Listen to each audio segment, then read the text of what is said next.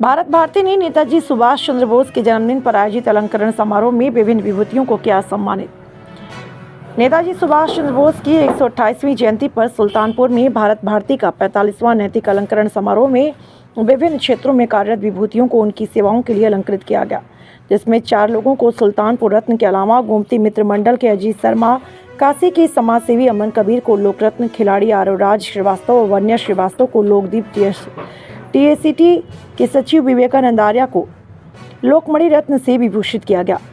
समारोह के मुख्य अतिथि युवा संस्थापक सदस्य वरिष्ठ पत्रकार आदर्श प्रकाश सिंह ने नेताजी सुभाष चंद्र बोस को याद करते हुए कहा कि नेताजी के बारे में जितना कहा जाए लिखा जाए कम है।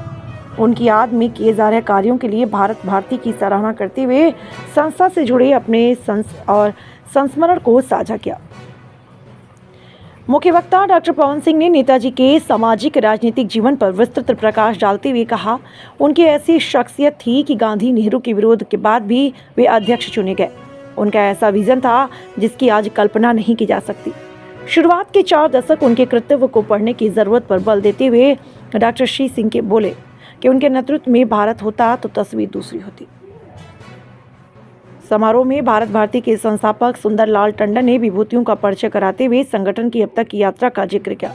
कार्यक्रम का संचालन राम मिलन गुप्ता, अध्यक्ष अनूप गुप्ता ने आभार व्यक्त किया। इस मौके पर अब्दुल करीम, सचिव प्रदीप पारोलिया, गोवर्धन दास कानोडिया आदि लोग मौजूद रहे। टीवी इंडिया 18 के लिए ब्यूरो रिपोर्ट सुल्तान।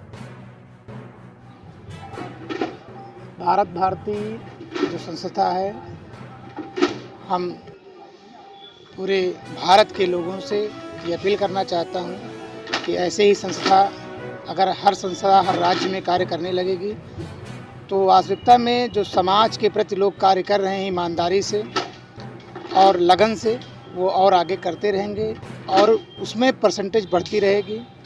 आज जो ये मुझे मिला है, ये कहीं ना कहीं माँ गोमती का और हमारे बुजुर्गों का आशीर्वाद है कि हमने एक छोटा सा कार्य किया था। आज उस कार्य के लिए भारत भारती द्वारा हमें जो सम्मानित किया गया है, मैं इसके लिए बहुत बहुत आभार व्यक्त करता हूं।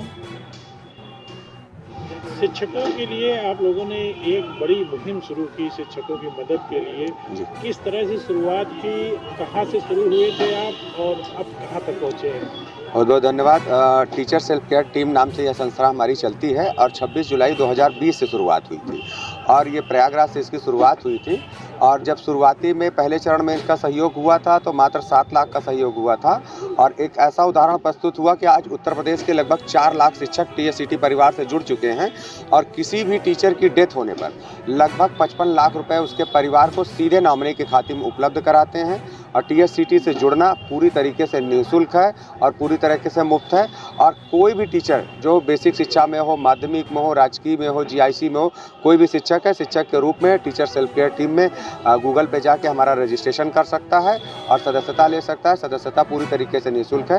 उसके साथ कुछ होने पर उसके परिवार को 55 लाख रुपए की मदद कराई जाती है और पूरे उत्तर प्रदेश के समस्त शिक्षक मिलकर सीधे नॉमिनी के खाते में भेजते हैं। और यह कोरोना के महामारी के समय इसकी शुरुआत हुई थी, जब पूरी दुनिया कोरोना से त्राहिमाम कर रही थी और सभी लोग परेशान थे कि हमारे आगे वाले जीवन का क्या होगा, हमारे परिवार का क्या होगा।